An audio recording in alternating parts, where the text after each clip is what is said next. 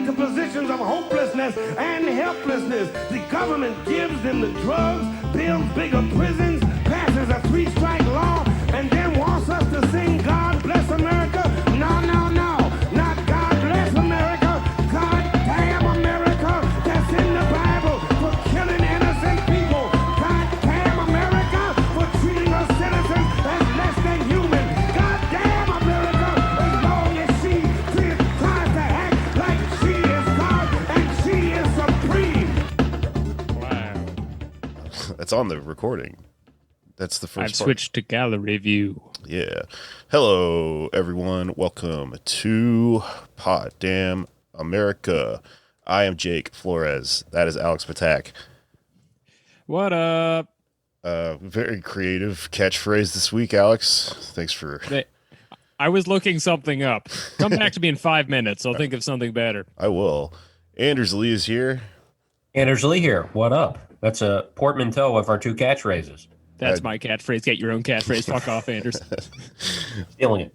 And we are joined by former press secretary for the Bernie Sanders campaign and host of a new podcast called Bad Faith Podcast, Briahna Joy Gray. Welcome to the show.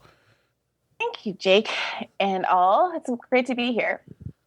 Yeah, thanks for joining us. So I guess let's start off by talking a little bit about Bad Faith Podcast, the new talk of the town of Twitter. Talk of Twitter town. Congratulations on your viral marketing campaign. Yeah, it's been a very interesting week. We thought that people would be interested in our interview with Noam Chomsky just because of the lofty position that he holds in the esteem of many leftists.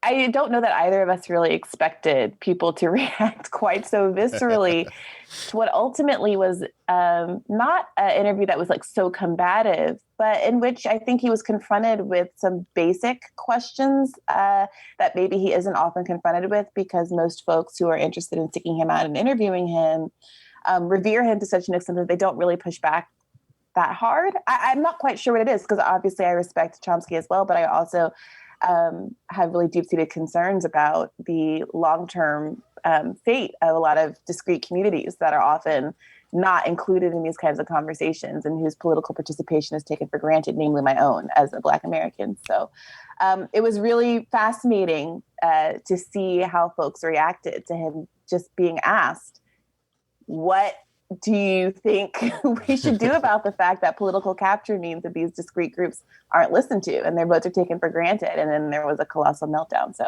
I encourage folks who haven't listened to go ahead and listen, because I think how it's being represented on here, hashtag on here, is very different than on our podcast. on the Twitters is very different than the conversation itself, which I think is substantive and useful. Yeah, I thought that the sort of sensationalized, Twitter interpretation of what happened is very funny, but from a producer of a podcast's point of view, there's like a kayfabe aspect where on some level you're like, man, they're geniuses, because this is like when WTF came out and those first episodes that everyone started listening to where they were like fighting with Carlos Mencia or something. But, obviously that's like theater and pro wrestling or whatever. I mean, I thought that what happened when you guys interviewed Chomsky was that there was a pretty uneventful conversation where you're allowed to disagree with a philosopher and ask them questions and ask them to clarify their points of view on things. Like, it's kind of the whole point, I thought. And then you were, attacked online in bad faith. Hey, look at that, Like the podcast. Yeah. I mean, so part of it is Virgil's marketing genius. He, posted our promotional clip saying we won the argument, which to me seemed like to be a really obvious troll. We had done another premium episode where we talked about the value of any individual vote, and Virgil and I had our own little debate about, whether or not people who are in solidly red or solidly blue states should think of themselves as, entitled to vote third party, or does anyone's individual vote count? And so in the course of that debate, Virgil started joking about he had won, because the comments in our Patreon were largely that I had won. So this was just a continuation of him just declaring victory in every context. And people just like lost their minds over the idea, I think, that anyone could ever best Noam Chomsky in any context. Yeah. And of course, you have a whole slew of bad faith liberals who don't care at all about what Noam Chomsky thinks 99 times out of 100, 364 days out of the year. But when Noam Chomsky can berate leftists into voting blue no matter who, suddenly he becomes the most important person in America. And you specifically, because I feel like a lot of people have targets out for you. I guess what surprises me the most is that so many people have such a like glowing fictional relationship with Noam Chomsky. Like I like Noam Chomsky, but I don't with him. The answer is I don't think he's my dad. I'm not going to get mad if you have a discussion with him. It's very strange to me. Yeah. Yeah, it's weird because during the campaign, I mean, there was all of this rhetoric about how so-called Bernie bros were like overly obsessed or adherent to whatever Bernie Sanders thought, and that, he was all of our daddies, and, I was accused of caping for a white man and all of this kind of stuff. And then the campaign ends, and I have my own, personal views that I'm now allowed to articulate because I'm separate and apart and hashtag no longer on the payroll.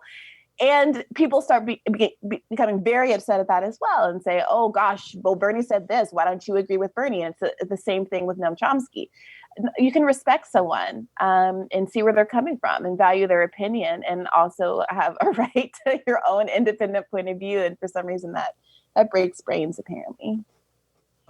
So I think we kind of wanted to give you a chance to sort of like elucidate the disagreement you were having with him, because I've heard you've been saying for a while that the left, when it comes to voting, should think about leverage. And was that kind of the heart of your argument here? I mean, I did listen to the interview. There's a lot of interesting stuff there, but is that kind of the point you're maintaining, that in an organized way or in an individual way, people on the left, when we're voting, should sort of leverage our vote or condition our vote? Or was that basically what you were saying? Yeah, I think it's a pretty unremarkable proposition that one's vote should be lent in exchange for something. Mm-hmm. And I think for a lot of folks, getting Trump out of office is a sufficient exchange. And I respect that point of view, because Donald Trump does present some very real and unprecedented risks to a lot of folks, including some particularly vulnerable constituencies in this country. And I don't for a second diminish that reality. At the same time, what I wanted to do is have a broader conversation than the one about 2020 and what happens 3 weeks from now. I want to have a broader conversation about the fact that vote blue no matter whoism, which Black people have always been confined to, right? There's this weird reality that a lot of like hashtag resistance liberals are feeling like their vote is constrained, and okay, maybe I don't like Biden, but you got to just do it this time because Trump is so bad and Trump is so racist. Well, Black Americans who have been voting Democrat in 90+% numbers since realignment have been feeling this way about Republican candidates for our entire lives. And we have been voting blue no matter who for multiple generations. And I think you can see very clearly what that results what the results in when your votes are. It's here. Everything's guaranteed.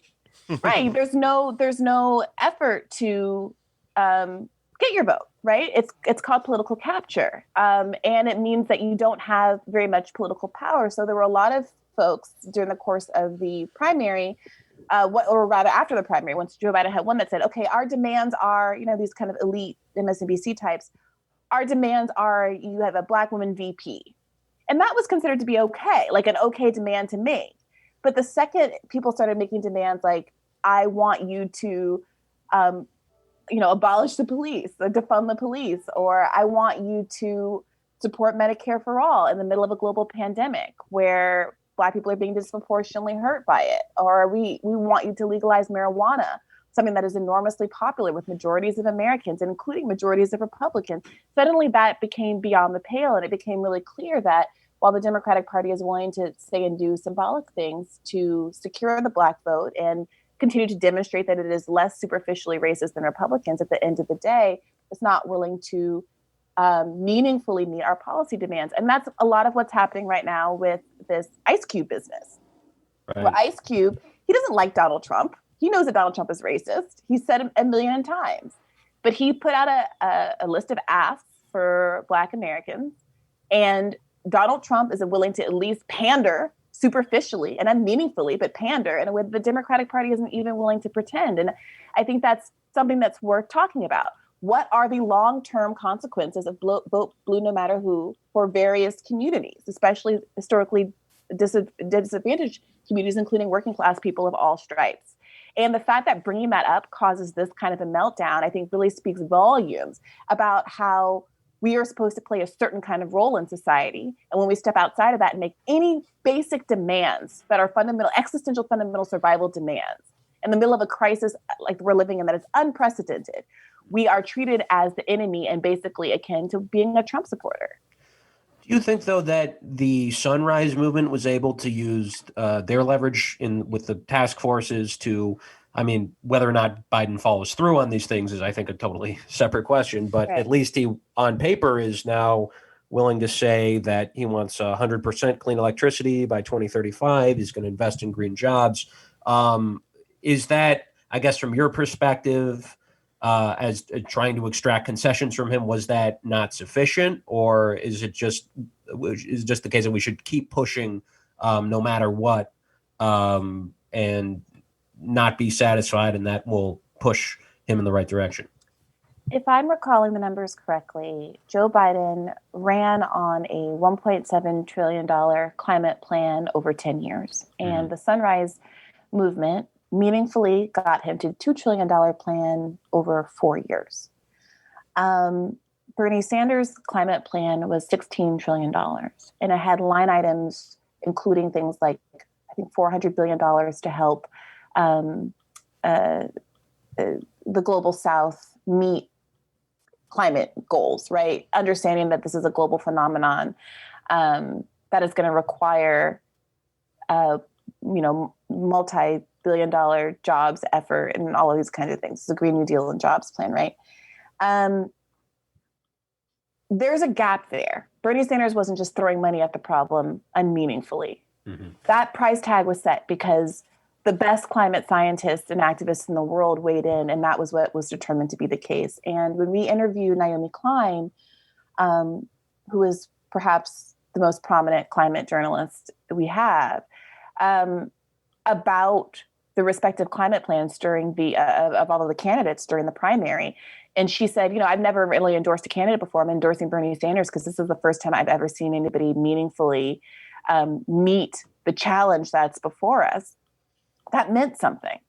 And so we're planning to do a climate episode where we bring both climate scientists and journalists together to really talk about whether or not Joe Biden's plan, even if he has made meaningful concessions, is enough to get us to the, to avoid the cut points at which there are precipitous drop-offs for our climate, right? It's not a linear, climate change is not a linear proposition. If we hit these degree marks, you will have cascading effects. And the whole point is to prevent us from getting to these temperature degree raises. And I think, look, I just finished reading this article by Kate Aronoff, who's at the New Republic now, a climate journalist. And she's writing about how Jeff Bezos very loudly lauds these climate efforts at the same time he's giving money to Republican candidates who oppose climate change reform, right? And so I think that we have to keep pressure on and remain very skeptical of politicians who are willing to articulate a broad principle like I believe in science and then turn around and say we absolutely aren't going to ban fracking because of financial incentives, right? So, I don't want to undermine the work of the Sunrise Movement. I think that they made meaningful concessions. But I also think that Joe Biden knows that one of the biggest bully pulpits he has to get people to vote for him is that the climate is such an important issue to so many people. And so he needed their buy-in, which meant that they had a great deal of leverage. And it's curious to me why we landed where we did. And I think it's instructive to other groups that need that same kind of buy-in to really understand their power. Joe Biden wouldn't be able to go around right now saying you have to vote for me because the climate depends on it. Noam Chomsky wouldn't be able to beat that drum if there hadn't been this kind of collective decision to pretend that Joe Biden believes in science when he's obviously taking stands on all kinds of environmental issues that suggest that he can believe in it, but doesn't mean he's going to act on it. Yeah, right. He's also he's very old, so he doesn't need to believe in it. You literally need the people that are threatened by this problem to have some sort of lever of power into the the presidency or something like that. Go ahead. Sorry. I was just going to say, and that's one of the things I really wanted Chomsky to address because, and climate was really central to the discussion in many ways. But, when we talk about Biden being better on climate change than Trump, that's true in some ways. But the question is, what are the long-term, as you're saying, implications of doing, another sort of centrist Democrat in the White House who has, albeit better plans than we've seen before. But if it's not sufficient, then it's too late. It's going to be too late if we're not serious about getting off of carbon by 2030. And I think my position about the election is, I think on balance, I guess it's better if Biden wins, but there are pros and cons to both options. And the main con I see to a Biden administration is a progressive who wants to get off carbon by 2030. That's off the table, because in 2024, either Biden's going to run again or he'll step down and Kamala Harris will be the incumbent.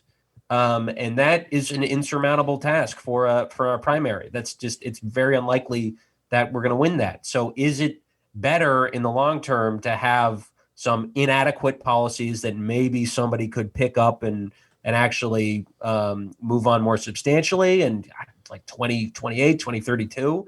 Or is it better to just bite the bullet for another 4 years and actually try to start over in 2024 and have someone who's actually serious about getting us off carbon? Maybe by then it's too late. I don't know. But I think we just need to be real about the pros and cons for both options, because if Biden wins, the center will be emboldened. If he wins by a lot, they're going to say, we didn't need the left, and they're going to be a lot less likely to actually listen to our demands. So, I think I think that either way, they're going to say they don't need the left. If they win, they're going to say that they didn't need the left because they won without it, even though in all likelihood, the overwhelming majority of progressives will vote for Biden, just like they did in 2016, right?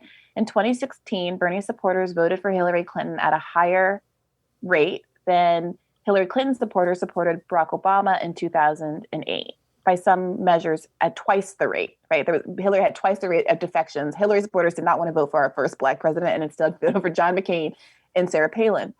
And if they lose, they will blame the left, but they're not going to say that they need the left, right? And that's the argument that a lot of folks, I think, have very uncharitably been making, that I am somehow too stupid and too naive. And someone accused me of not understanding the law, which I thought was pretty hilarious, since of the two You're of us, lawyer, right? I went to law school, Yeah. right? But the reality is, that's why I wanted to have a conversation with Chomsky about organizing a identifiable and therefore powerful and a concerted political bloc of voters who could meaningfully make demands down the line. The conversation I wanted to have wasn't about 2020 at all, but how to prevent us from being in this exact same scenario 4 years from now. And part of what's so, I think, frustrating is that if you want to talk about future political strategy, if you want to talk about the long-term effects of climate change, all of these conversations right now are being squashed because to even speak of these things is perceived as undermining the efforts to get Joe Biden elected. And I feel like personally, I understand that. And I am saying about 20% of what I actually want to articulate, to be honest, consequently. But there are also consequences for us pretending like the Joe Biden administration or the Joe Biden campaign is doing more than it is in terms of our long-term ability to organize and keep people's eyes open to what we need to, organize people around. I don't want I think a reasonable effort to get Joe Biden elected to have the long-term effect of diminishing our ability to advance genuine progressive reforms. And that I think there's a big difference between Joe Biden running despite leftists or progressives and Joe Biden running at the expense of the progressives and the progressive movement that we've pushed for the last 4 years. Joe Biden is out here talking about healthcare as a human right, knowing damn well that he does not believe that healthcare is a human right and would veto Medicare for all, he says, even in the middle of an unprecedented pandemic. What is our obligation on the left? This is what I was asking Noam Chomsky. What is our obligation on the left to pretend he's not saying the kinds of things that are fundamentally harmful to our broader political goals? What is our responsibility to allow him to run ramshot over the gains that we've made over the last 4 years? Is our obligation just to stay quiet, not oppose him? Or do we also have to let him diminish our movement in order to win? I asked that of Marianne Williamson in another interview, and I think that she had a much better answer and made a much more compelling case for voting for Biden because she recognized those concerns as real. But it was disappointing not to get genuine engagement on those issues, not because I'm arguing one way or the other, but I think that a lot of people who are wrestling with whether or not to vote for Biden are making those kinds of assessments and are feeling irritated by the fact that he's still punching left, even as we're expected to fall in line, and that there's so much outreach going to Republicans and nothing but contempt coming in the way of the progressives who are supposed to be the base, the core, the heart and soul of the Democratic Party. Well, not to contradict either you, Brie, or you, Anders, about Noam Chomsky's stance on climate change, but I have in front of me an email that was sent by Noam Chomsky to our friends at the Hard Drive podcast, the Hard Drive being the video game branch of the Hard Times. Is that Ace Watkins' podcast? I think so, yeah. This is... Noam Chomsky famously answers, every email. Mm-hmm. So they emailed him and asked him if they would come on their podcast to talk about Super Mario Brothers 3. He said, "I wish I could manage. The rest of 2020 is so intensively scheduled that I can't add anything more, and it will be a few months before I can think about scheduling beyond. My grandchildren always insisted that I play that video game for hours. I was Luigi, always ended up in a ditch or a lake." So maybe he is concerned about rising lakes. That's all I have. Is he thinking of Mario Kart? Probably. I mean, he's probably thinking of something entirely different. You can end up in a lake if it's one of the 3D ones. In a 2D, your options are much more limited. There's a whole level that takes place in a lake or in the sea in Mario 3. I'm sure he's... It's time to address the Sonic question. How long before our air bubble expires? I now turn to the panel. We have Director of Climate Research. I don't know. Talking about 2020 never fails to really put me in a terrible mood, I think, because, it's a alien versus predator kind of situation, and no matter who wins, we lose, and you can just argue the finer points of whatever happens from here. And I think since we have Briahna on and she has a law background, I want to talk about a conversation that happened a lot maybe a year ago, but I haven't heard much of recently, which is there any way we can not ally ourselves with the Democrats electorally in the future? Is there any leeway to make a third party run that gains any traction in America at all, in your opinion? Well, the People's Party...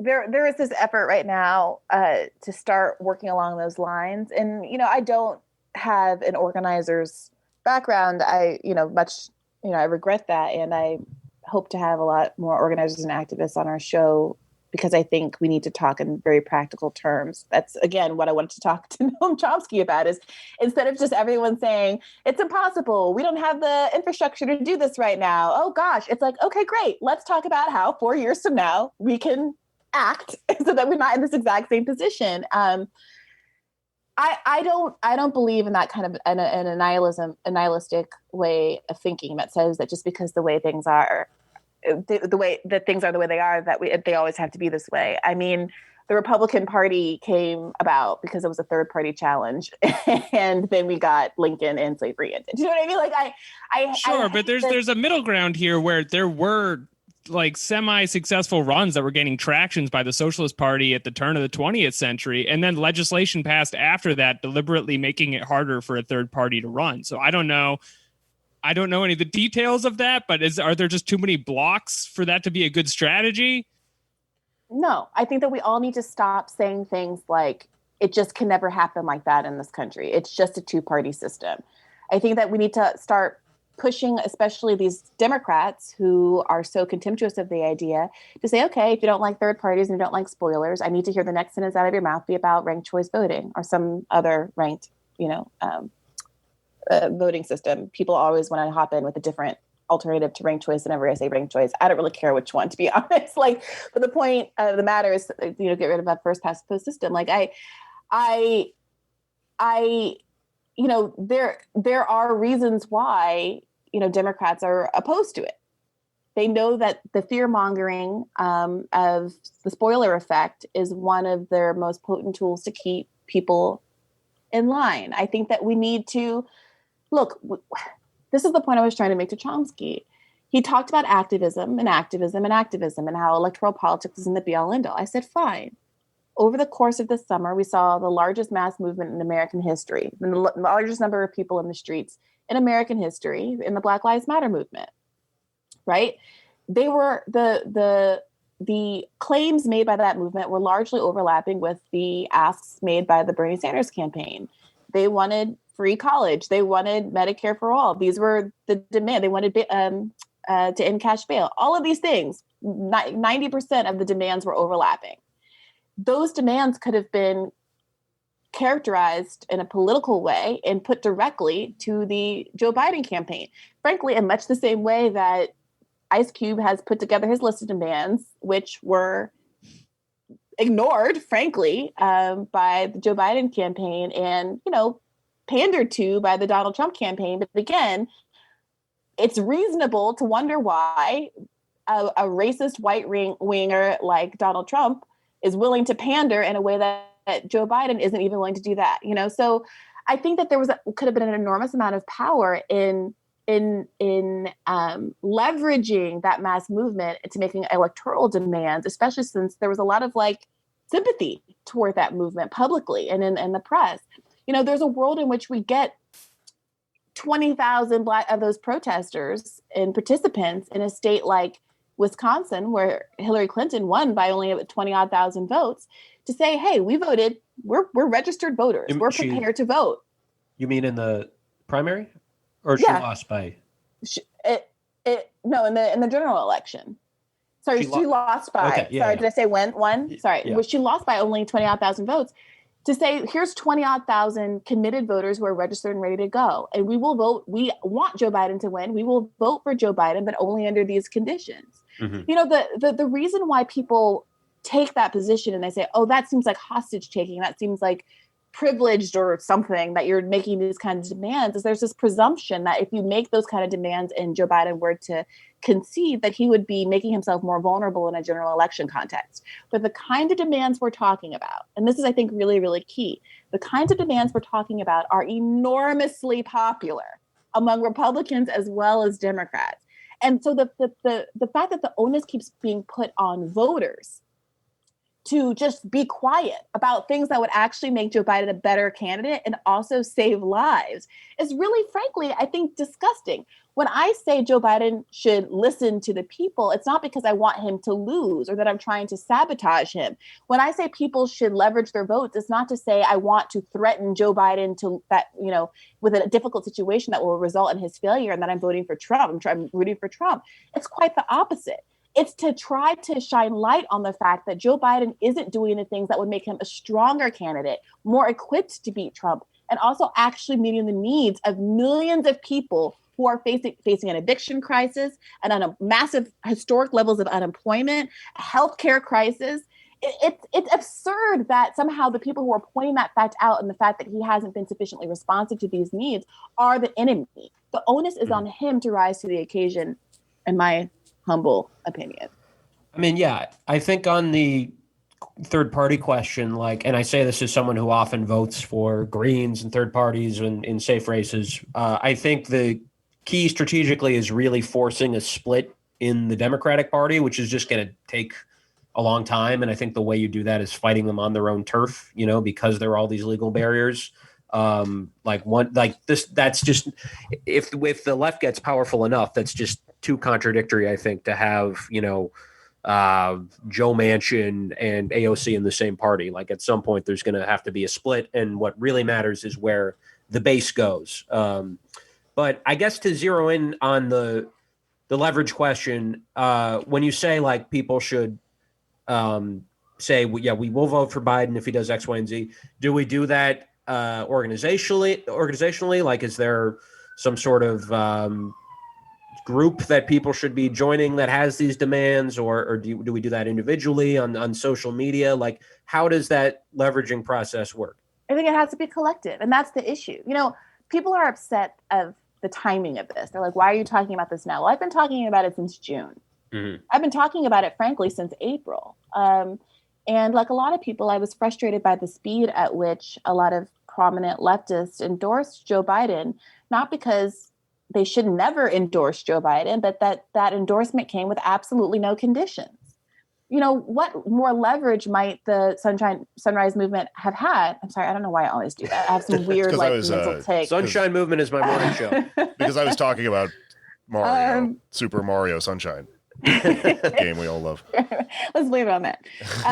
But what leverage might they have had if Bernie Sanders hadn't already endorsed? What leverage might the left have had if people like Angela Davis and Noam Chomsky hadn't immediately fallen in line? I don't know, but I do think, yes, I'm not talking about individuals withholding their vote and saying, okay. I'm talking about the fact that there needs to be some collective action. And back in the spring, I'm not an activist. And I know that if I were to start to try to behave as one, there'd be a whole new legion of people saying, who are you to think that you can lead people? And you're not from the community or blah, blah, blah. And I respect that. I'm not, but I am frustrated by the void that no one has seemed to want to step into that role and start to organize voters in swing states to say, we have the power to demand more than what we're getting, and to make the kind of reasonable, common sense, popular demands that can't be derided as somehow, radical or unrealistic, the way that a lot of what Bernie advocated for in 2016 was characterized, but then later became mainstream, right? As we continue to push and popularize these ideas. We have never had a more sympathetic case. I mean, Jeff Stein at the Washington Post keeps retweeting screen grabs from the Reddit unemployment thread. And it's like heartbreaking, like there's a real disconnect between what's going on in this country and what you see and hear in the media. And I frankly, I think it's disgusting. I think it's disgusting that someone that the media is willing to talk about how, Donald Trump is a horrible racist because he doesn't care about COVID and it's disproportionately killing Black and brown and indigenous people, right? That's out of one side of their mouth. And also, oh my God, you're just trying to enable Trump by saying those Black and brown and indigenous people are screwed either way and have been screwed for a really long time, and that the orders of magnitude of which they might be screwed are different. There are meaningful differences, but you aren't interested in their plight outside of this electoral context. And God forbid they want to make demands in exchange for their vote. God forbid you actually try to engage with the fact that there's 40 million people in this country that don't vote, that are disproportionately working class and non-white, because their political grievances aren't being heard. And instead, you do these kind of pompous, just get out the vote ads. And why don't you just take 10 minutes of your time? 10 minutes, they're all repeating for some reason, like it's a talking point. When we know that there's massive voter disenfranchisement, there's enormous lines, people are risking their lives to contract a deadly disease to go and do this thing. I mean, there's just no respect for the vote at the same time that everyone's talking about how voting is so important. Which is it? Is voting irrelevant? And you shouldn't, as Noam Chomsky is arguing, it's not the be-all, end-all and you have to care about activism? Or are you a horrible person because you haven't stood in line and voted because it's the be-all, end-all? Like, the contradiction is apparent. Yeah. Yeah, for sure.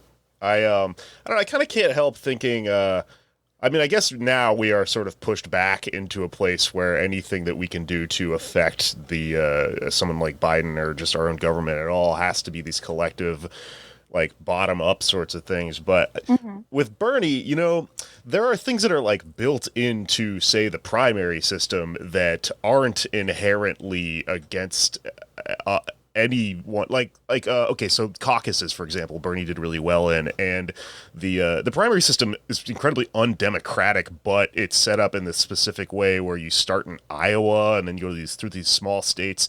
And the explanation I've been given for that, I'm not smart, I don't know history and shit, but what I was told was that it was at one point, you know, this was so that outsiders could get in the presidential race on an easier track than if everyone voted at the same time. So you could have someone come out of the blue and actually mount a race against, you know, some big hegemonic boss, you know, presidential candidate or whatever. And so with Bernie, it seemed like an experiment to try to hack the system in that way by using these leftover things that were probably set up for not us, you know. Is there anything like that left over, or is that dream dead? I mean, is there any other avenue to power for us other than just trying to leverage our damn, you know, vote or I don't know, activism? I'm not entirely sure exactly how cynical we should be. I don't know the answer to that. You know, depending on what side of the bed I got up on in the morning. I'm like looking at my bed in the corner of my studio apartment and laughing at the idea that there's even one side that's not pushed up against a wall. The end of the bed, yeah. Right. That, you know, I sometimes I'm like, okay, we came so close, and maybe next time, maybe an AOC can get there. Because she's much more difficult to mount a kind of like specious Bernie bro style attack at her because of her identity. You know, like sometimes I'm optimistic. Sometimes I think, well, they'll come up with something, you know, to stop her. If she's a genuine threat and she's going to do what she says she's going to do the way that Bernie was, then they'll figure out a way to stop her. And I don't know. I think that regardless, I don't think the cynicism should stop us from making the effort. And that's where I come down. I don't think that it's useful to say, oh, they're never going to let us do it. And then therefore what? Like make it easy for them? No, I think you constantly have to keep trying every avenue.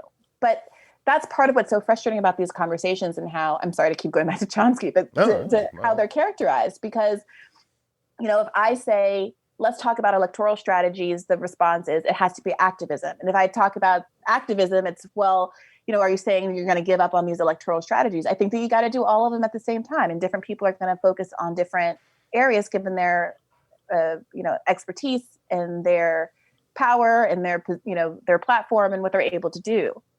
You know, I do think that there is, you know, a realignment coming down the pike that no one can ignore.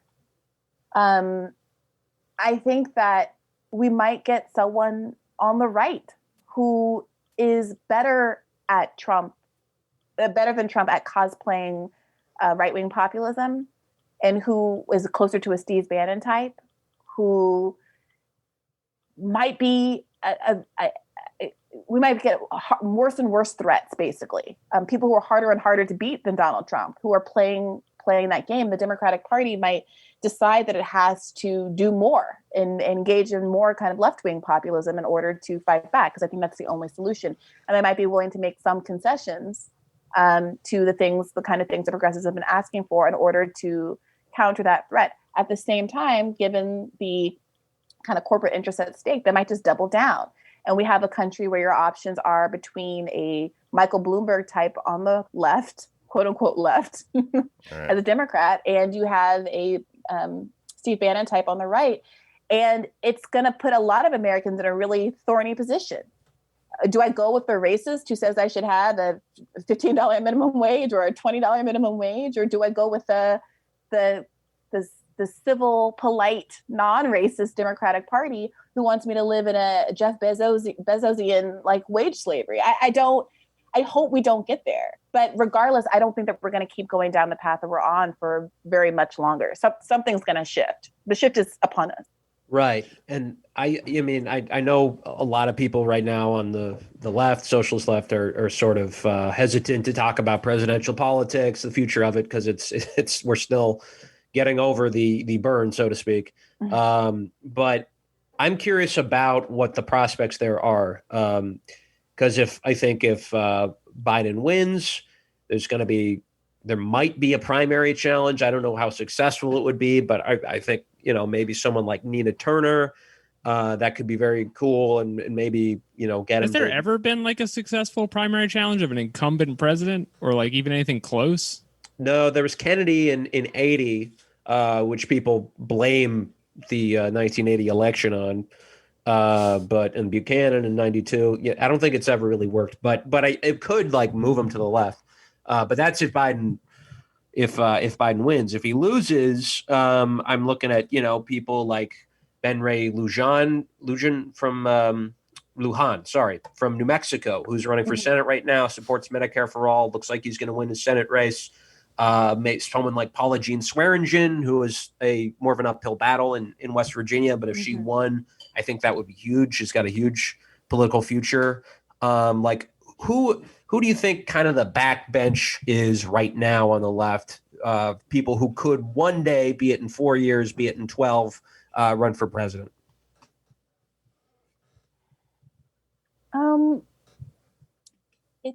It's very difficult.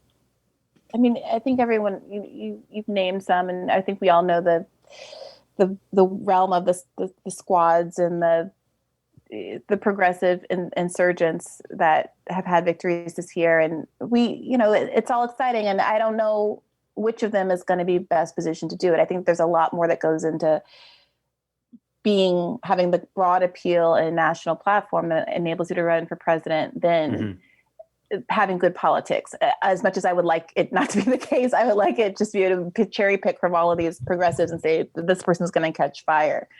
I mean, I have no idea. And I think the bigger issue is would anybody be willing to actually challenge Joe Biden, to primary Joe Biden? And I think the people more willing to do so are the people who are less able to have kind of likely political chances, right? Yeah. The people who are willing to risk it all are people who don't have as much to risk because they probably, didn't have a very good likelihood of doing it, in 2028.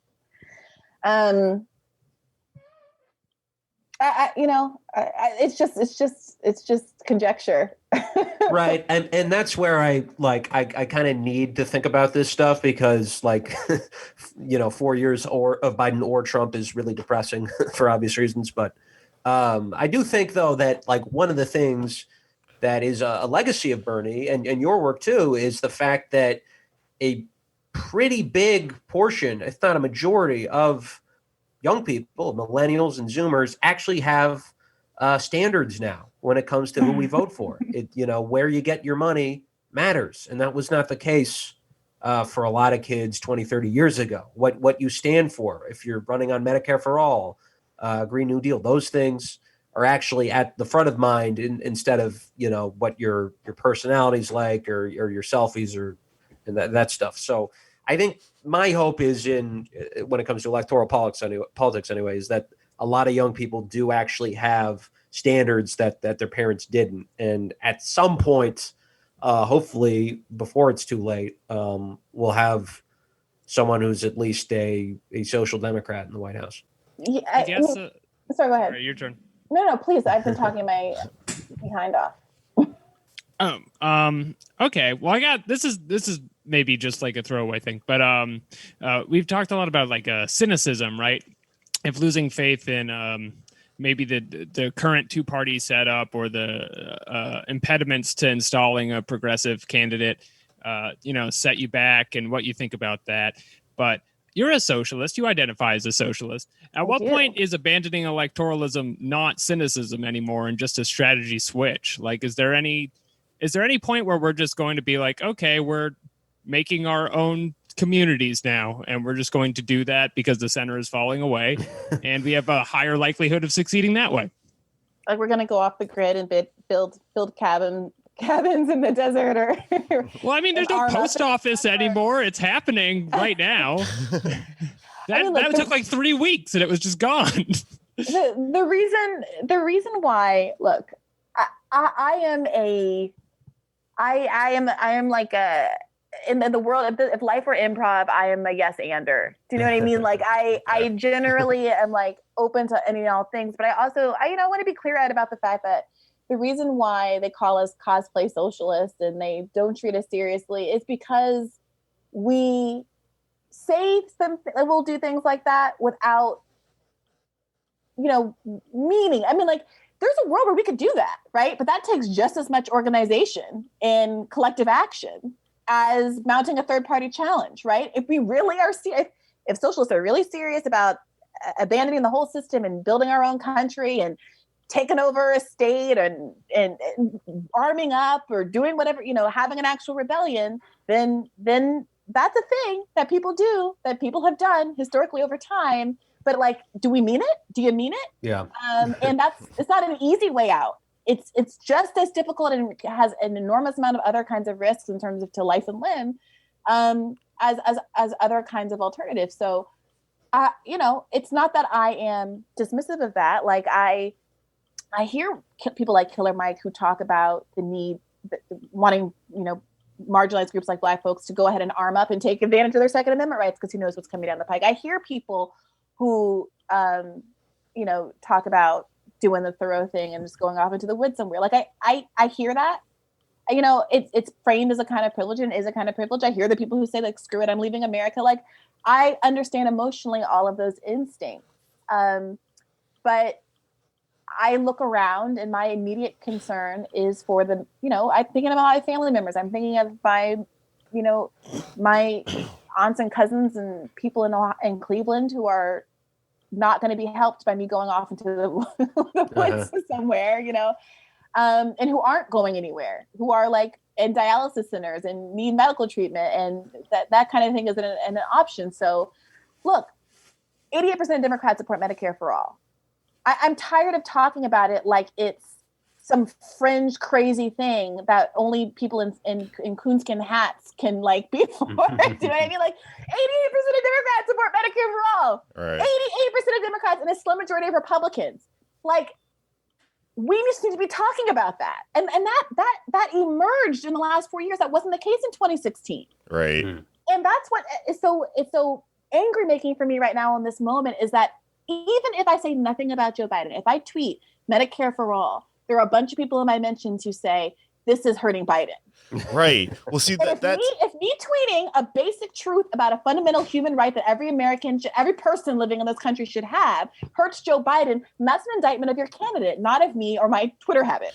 I think that you're right, that we should continue to be pushing Joe Biden on this sort of stuff. And the fact that we have, and like the things that we're talking about today are within the realm of the Overton window are a perfectly good example of why you need to continue to like leverage your vote and things like that. I mean, I think about this a lot because honestly, that Bernie money that I got at the beginning of this year changed my life. And maybe he wasn't president or whatever, but like that wouldn't have happened if not for this entire movement.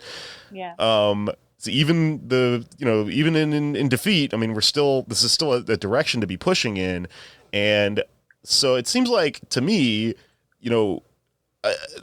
a lot of this discourse, this battle you're engaged in is taking place online with, literally like with people in the replies and stuff. And I guess I'm also, a pretty embattled person on the internet, probably not at your level at all because I didn't stand for something that challenged that many people. But my question, I guess, from one, fucking online person to another is that do you think that what they're doing, what the people that oppose us are doing in the realm of like online politics and discourse in that specific arena is effective at shutting us down? Because they're trying to shut down this very real thing that you were proposing that will get back some of the ill-gotten gains on some level if we can organize to leverage against Biden, right? And that's why they're so pissed off about this.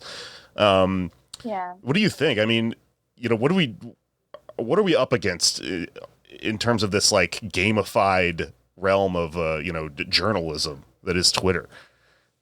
Well, I think that some people are just, afraid and are acting in good faith. And they're afraid. Like I said, we might release, we're debating whether to release, which of the premium episodes to release. But we had this wonderful conversation with Marianne Williamson the week before Chomsky, where we basically presented her with the same questions. And she answered in a way that was really empathetic and humble, and in a way that acknowledged how terrible the situation is. And she committed to fighting starting November 4th, or whenever we find out the results of the election, to make sure that we're not in the same place 4 years from now. And she has participated in the People's Party movement, and who knows how much she's going to be engaged in that or what that will bear out. And we can have skepticism about that, and that's fine. But at least she acknowledged the problem, right? And so we were able to have a much more substantive and interesting and meaningful and compassionate discussion. One which, frankly, I think will convince a lot of people to vote for Biden. I think that she played the role well. All right. I want to honor, I want to respect people's fear. Like, it's scary. Donald Trump is scary. He's done terrible things. He will do more terrible things. He has fascistic qualities. Like, I am accused of denying that reality, and that's not it at all. All I'm asking is to recognize the extent to which a lot of people are already living under what feels just as terrifying. But those harms are just kind of like grandfathered into the status quo. We've just collectively decided not to care about them anymore. I'm saying we could fix both. We could get Trump out of office and fix both. And you would be more able to get Trump out of office if you attended to the needs of the people who have had longstanding grievances, because they would come out in bigger numbers and vote for Joe Biden. So I want to do honor. Sorry, that was all to say. I want to honor that people are afraid for real reasons, and that there are some people who are making good faith criticisms. And I would say to those people that I don't, this isn't about selfishness. This isn't about like kind of privilege, like the privilege of wanting just to articulate one's political views and to stand out and all of that kind of stuff. This is about having a fundamental belief in our collective power, despite the Twitter hordes and all the bad faith actors and all these politicians and pundits pretending like we don't have it, and pretending that our vote is insignificant when it suits them and all powerful when it suits them. Our vote is what it is. Our vote is what we make of it, is my only basic point. And that we should be thinking strategically about how to use our power as voting blocks. I mean, I was just listening to this, some excerpts from Malcolm X, including his ballot and the bullet speech, in which he diagnoses this exact problem, right? And the point that he makes is that, majorities of Black voters were voting for Democrats at a time in which Democrats controlled like 3/4 of government, right? They were apparently dominant in Congress and had the presidency. And his point was like, if you are overwhelmingly committing your vote to a party that has all the power and is still not able to deliver on your needs, you're a fool. What are you doing? It's time to start to look at what Republicans are offering and say that my vote is up for offer for whoever's willing to deliver. And obviously the Republican Party doesn't deliver anything for us at all. But the fact of committing your vote a priori, regardless of what the Democratic Party offers, means that you just have no leverage. And so it's not to say vote Republican. It's to say that you have to get something in exchange for voting a Democrat. And I cannot believe that is somehow a controversial proposition. Yeah, I feel like I remember like at the beginning of the primary, even before, everyone had been weeded out or whatever, there were people running around online just saying, will you commit to vote blue no matter who, from now on, as a way of just breaking the concept of leverage in a really sad kind of pushover sort of way.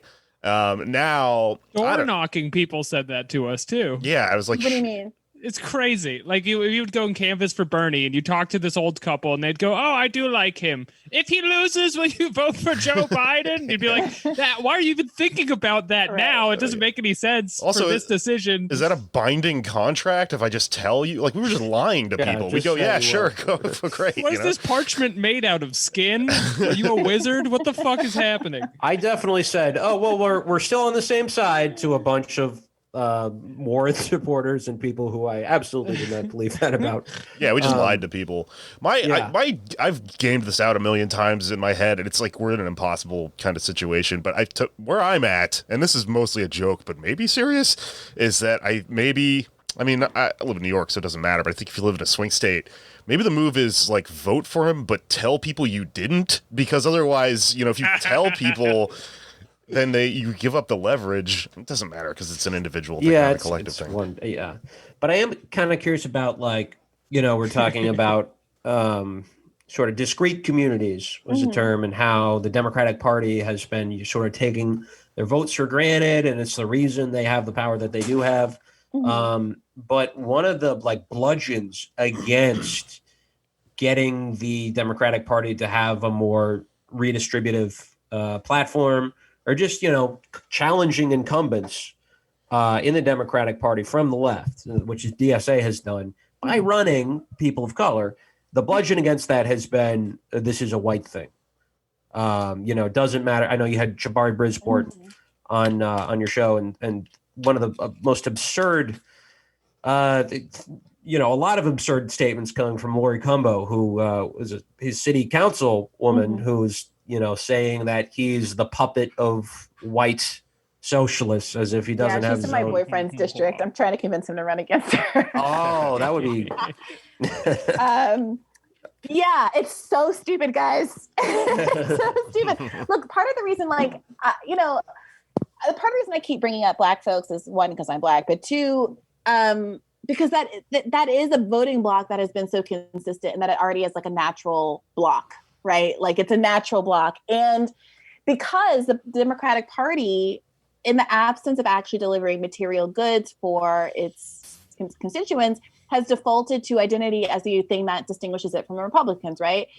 The Democratic Party is the corporate party that is nice to Black people and gay people and immigrants. And the Republican Party is the corporate party who isn't, right? And that's a meaningful difference.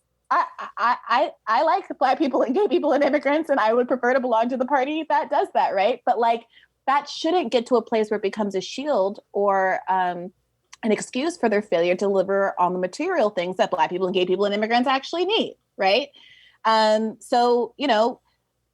Bernie is a socialist who only cares about white people, except that Bernie was the only one with a plan to end homelessness. Homeless people are, we all understand, are disproportionately from marginalized groups. No group experiences homelessness at the same rate as trans people. Go down the list, right? Medicare for all, it's a universal program, and it's just white people who apparently want this or something because it's universal, and that's stupid. Well, Medicare for all covered transition surgery, gender affirmation surgery. Medicare for all covered mental health care. Medicare for all covers everyone, and everyone understands the maternal mortality gap becomes a talking point, right, for Democrats. Oh, Black women's health, we care so much. Okay, well, you want to talk about Serena Williams and how she almost died, and you want to kind of make affluent Blacks the face of this thing, when the reality is Black women's health groups have made it clear that the number one driver of the Black maternal health gap is that Black women are disproportionately on Medicaid, and that doctors are discriminating against them because they're on Medicaid. And they're getting lower, and also that they tend to have to change their housing circumstances multiple times during their pregnancy because they're home insecure.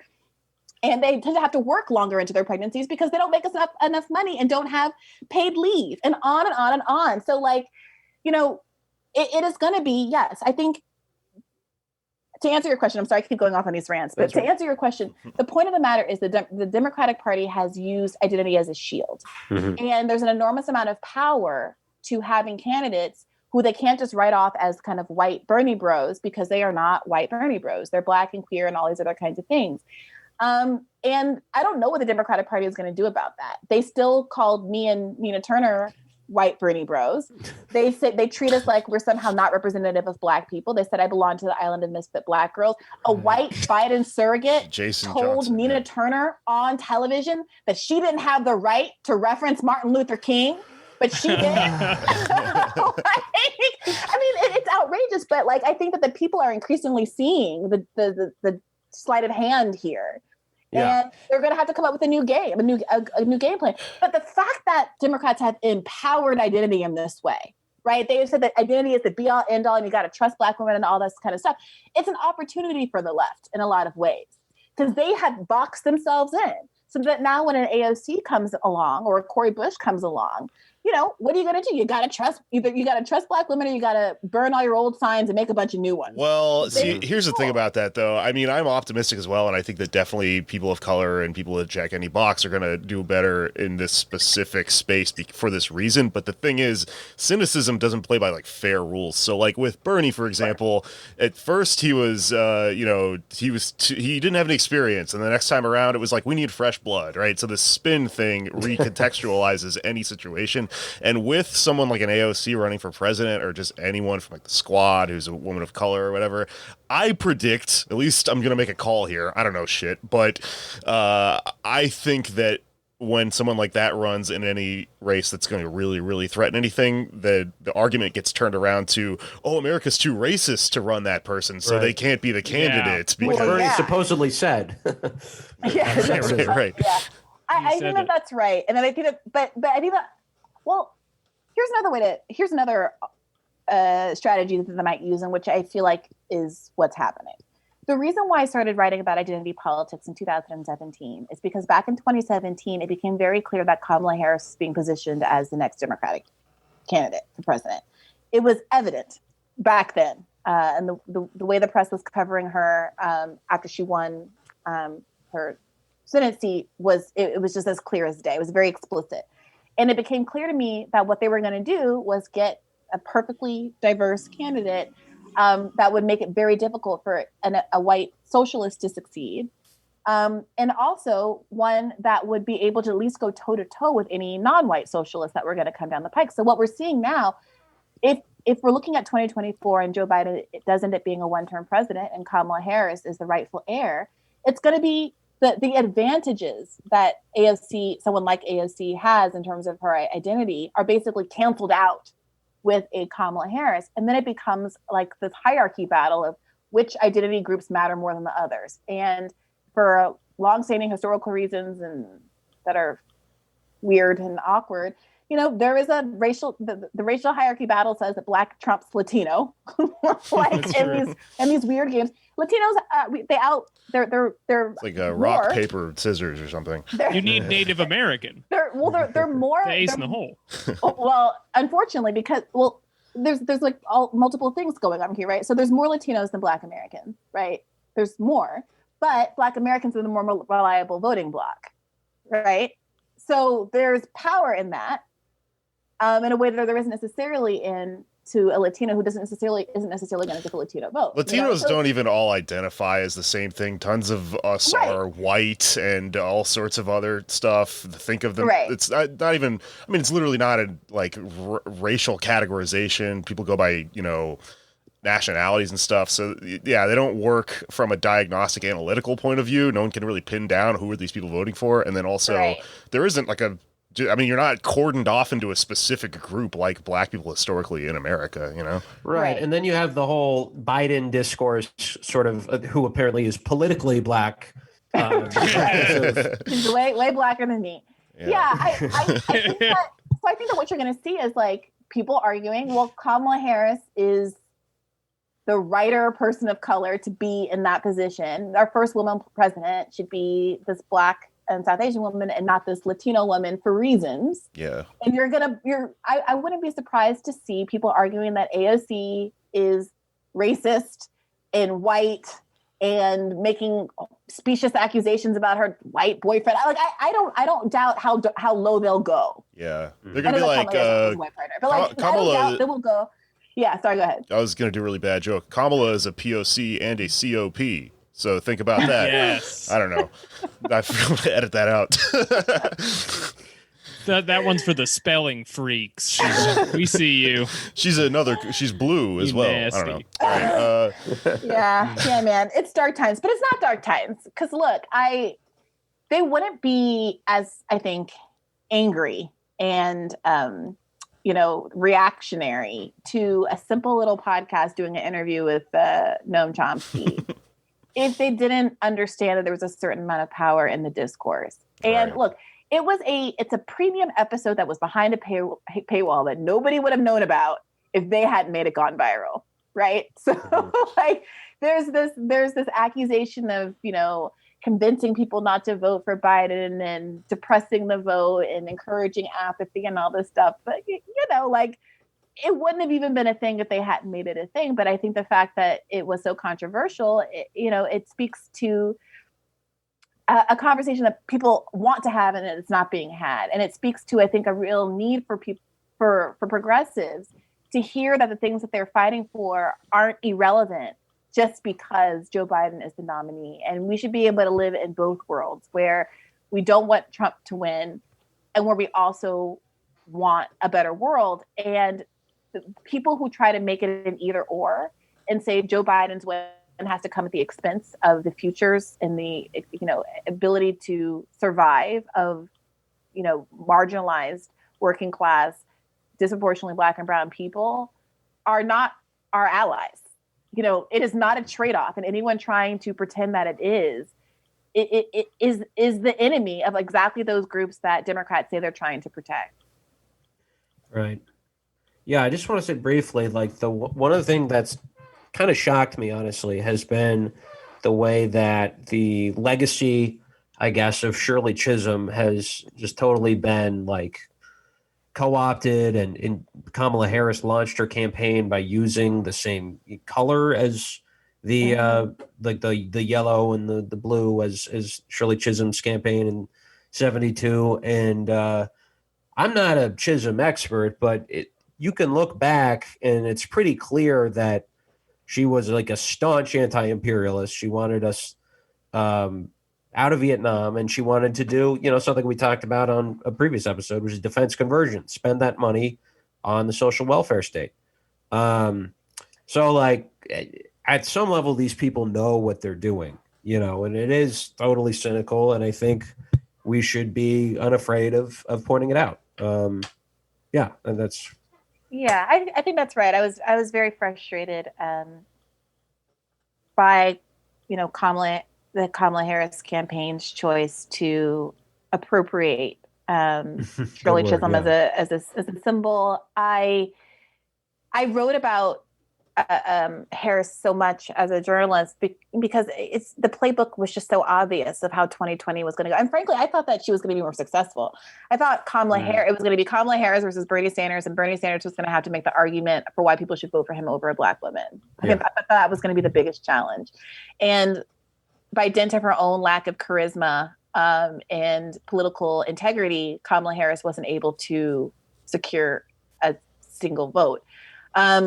But she failed up because the system also understands her representational power, and they're going to put her in a position to weaponize her. Frankly, I think weaponize her identity down the line against a diverse slate of progressive candidates that are coming down the pike. And it's terrifying, but I'm so heartened that there is such a deep bench of diverse progressives, because when you're talking about actual working class people, when you're talking to actual working class people, the benefits of a progressive political approach are obvious, and it doesn't take a lot of persuasion. And it's not a surprise to me that people like Cori Bush are coming up through the ranks, and I think we're going to see a lot more of them. And that's the standoff I want to see.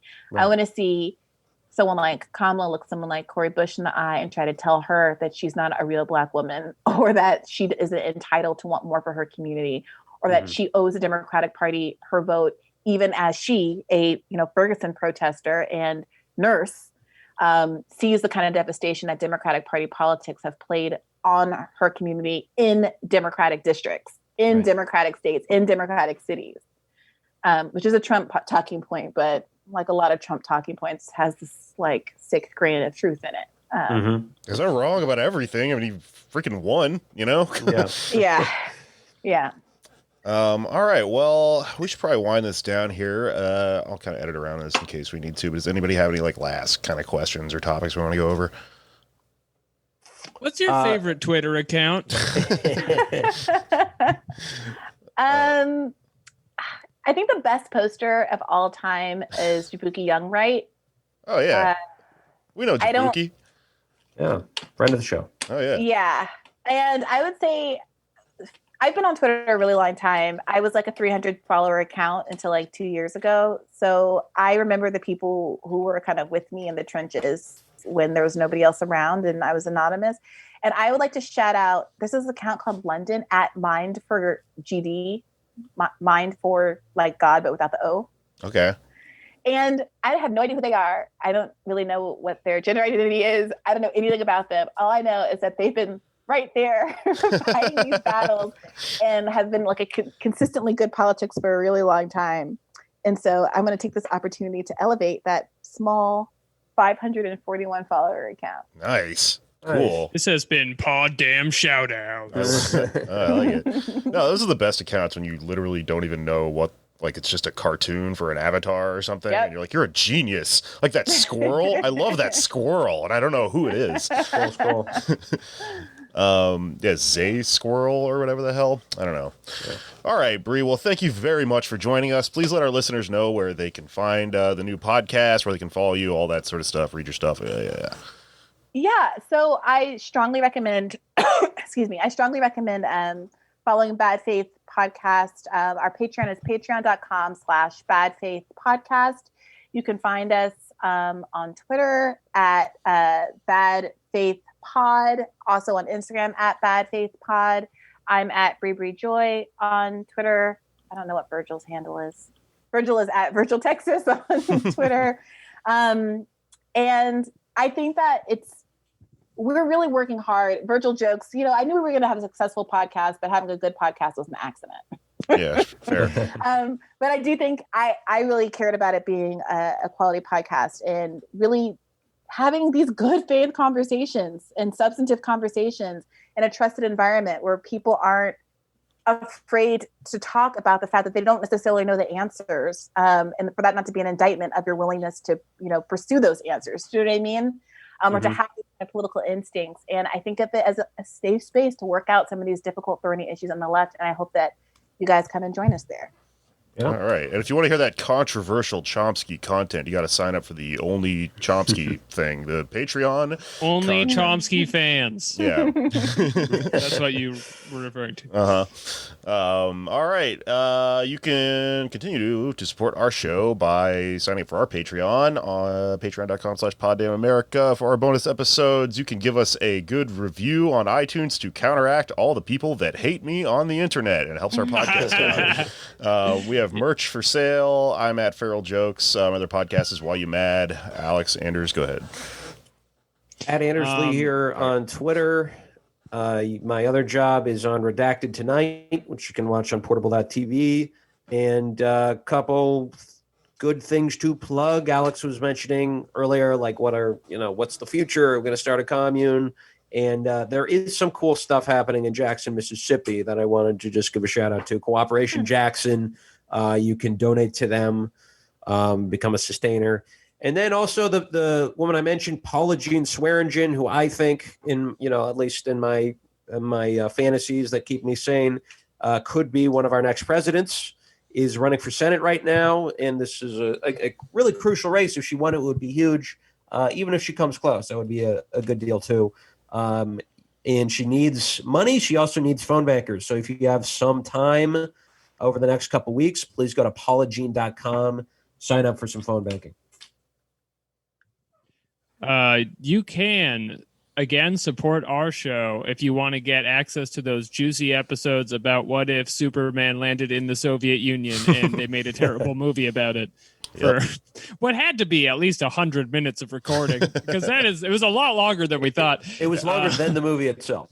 Yeah, as always. Check out my new podcast, Theater of Delights, if you enjoy talks of elections or if Clifford was real and evil. So check out that. Also on iTunes.com. And that's it for me for right now. All right. And I will play us out with some listener music, which I'll come back in and record a little bumper for. Thank you for listening to the show and sending us your bands and stuff. I'll put up everyone's stuff, so keep emailing us music at poddamnamerica@gmail.com. It's finished. It's finished. All right. Huh. This song is called Fleeting by Kid ESP.